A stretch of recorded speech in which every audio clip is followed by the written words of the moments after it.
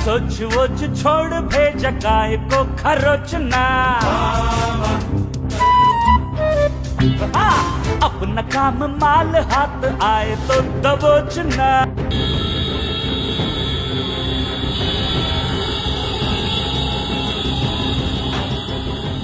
कारागृहातून सुटून आलेल्या भाईला पुन्हा एकदा कारागृहात पाठवण्यात आले। कारागृहातून सुटलेल्या गुन्हेगाराची नाशिक शहरात काढलेली जंगी मिरवणूक आणि सत्कार चांगलाच महागात पडलाय। या संपूर्ण मिरवणुकीचा आणि या सत्कार सोहळ्याचा व्हिडिओ सोशल मीडियावर टाकला आणि पोलिसांच्या हाती लागताच सुमोटो कारवाई अंतर्गत भाईंना पुन्हा पोलिसांनी जेलबारीला पाठवलं।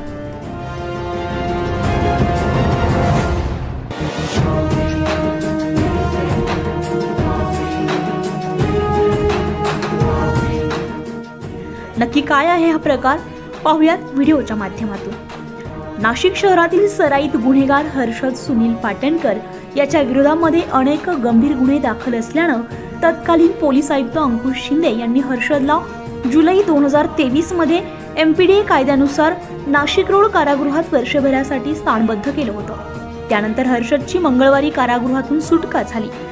त्यामुळे बेथेल नगर येथील त्याच्या मित्र परिवारासह समर्थकांनी त्याच्या स्वागत मिरवणुकीचं नियोजन केलं। त्यानुसार मंगळवारी दुपारी 3च्या सुमारास बेथेल नगर, आंबेडकर चौक, साधू वासवानी रोड, शरणपूर रोड या मार्गावर कारमधून हर्षदची मिरवणूक काढली।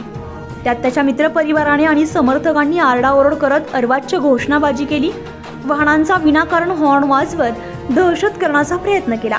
हा प्रकार लक्षात आल्यानंतर सरकारवाडा पोलिसांनी घटनास्थळी धाव घेत संशयित पाटणकरसह मिरवणुकीमध्ये सहभागी असलेल्या 7 जणांवर गुन्हा दाखल केलाय।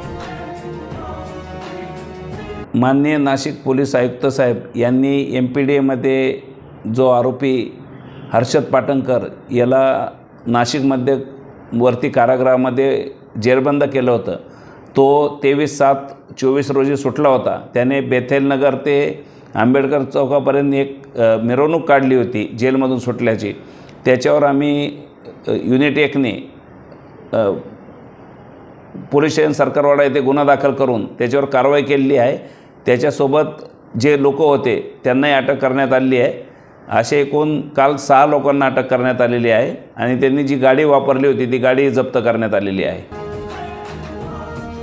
याआधीही कारागृहातून सुटलेल्या गुन्हेगारांसह त्याच्या समर्थकांनी शहरात मिरवणुका काढत गुन्हेगारीचे उदात्तीकरण करण्याचा प्रयत्न केलाय। तसेच त्याचे व्हिडिओ, फोटो सोशल मीडियावर व्हायरल करत दहशत करण्याचा प्रयत्न करताय। पोलिसांनी संबंधितांवर कारवाई केली होती तरी देखील असे प्रकार सुरूच आहे।